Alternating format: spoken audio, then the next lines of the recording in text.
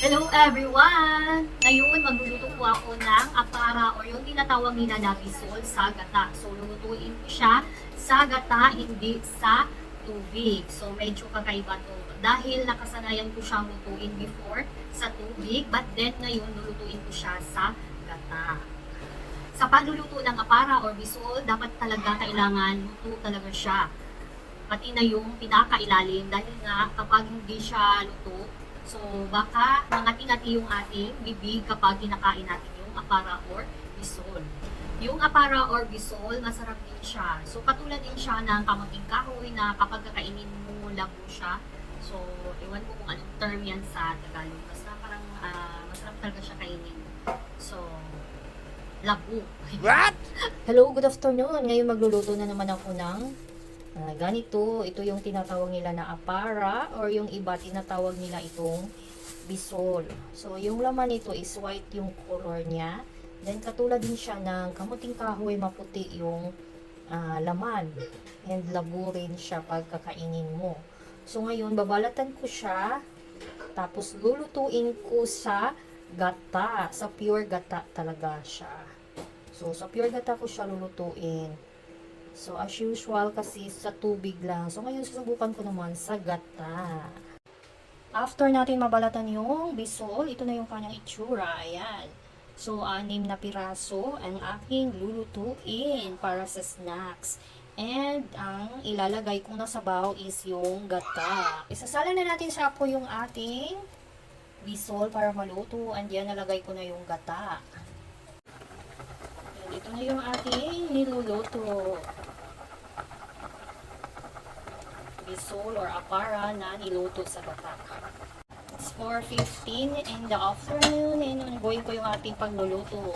So, dapat maluto talaga siya ng maayos para hindi mangati-ngati yung ating bibig kapag kinakain natin itong bisol or yung apara. Naluto na yung ating bisol na niluto sa gata. So, ito na siya. Nagsuloto na siya. Ayan na. It's time to eat na. Kasi naluto na yung ating bisol na niluto sa gata. And ito na. Naluto na yung ating apara or yung tinatawag nilang bisol. So yan, labo kayo ang iyang itsura. And try na natin itong kainin. Ngayon, ipapakita ko na yung aking niluto na apara or yung tinatawag nilang bisol. So, niluto ko siya sa gata. So, ito na yun. So, ayan. Ayan. So, labo siya talaga. Labo, katulad ng kamuting kahoy din. Ayan, maputi yung kanyang kulay. And then, masarap to. Pwede pang breakfast, snacks, or hapunan. Tikman na natin yung kanyang lasa ng ating apara or yung bisol. Ayan. So, try na natin kainin to.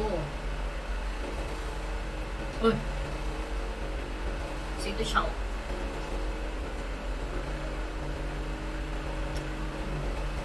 Labo dyan siya as in.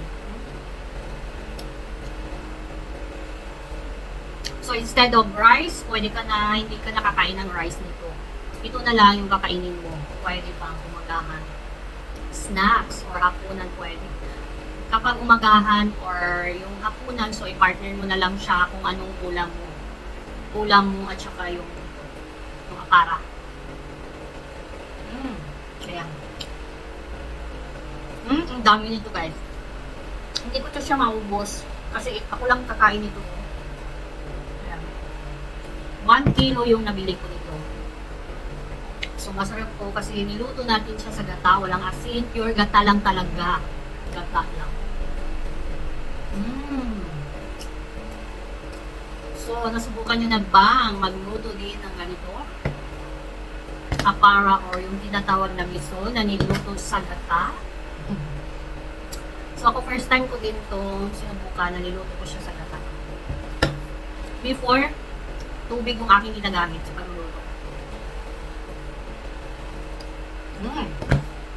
So, hanggang bukas pa to. So, ayan, ready na ako. So, kakain na tayo. Tikman na natin yung ating Kapara. So, pwede magkamay na lang din. Okay na.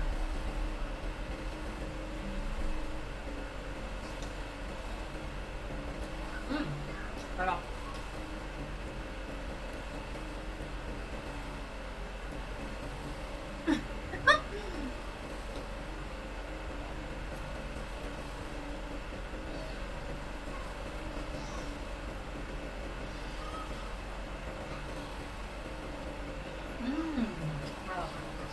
Sarap talaga siya.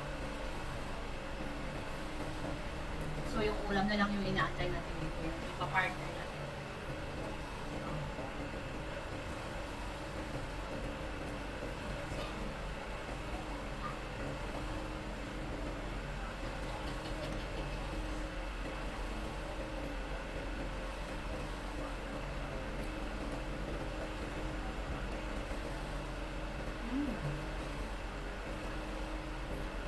Ayun ang lizard. Kita pa yung lizard.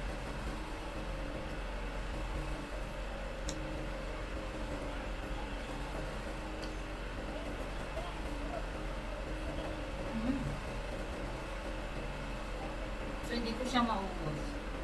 So, hanggang bukas pa to umagahan. Breakfast. Pwede pa.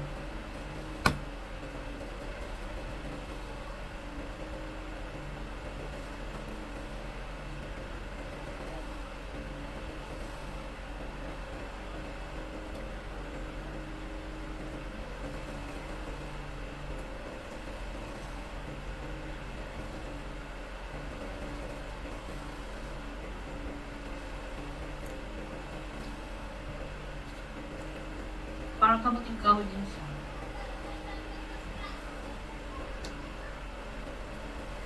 I think isa lang ang gusto dito. Isang piraso.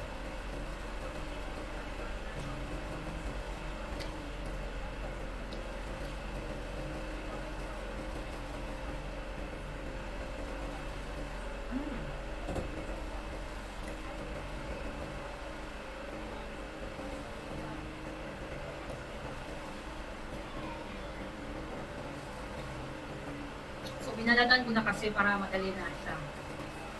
Kapag nakain na, hindi ka na ready na talaga. Wala na, hindi na kailangan magbalat kasi binalatan ko siya, saka ko siya niluto sa gata.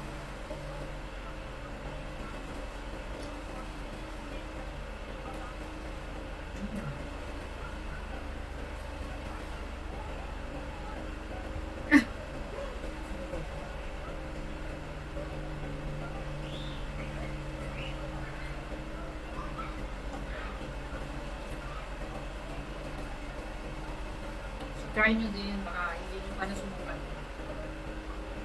Ang para na niluto sa gata.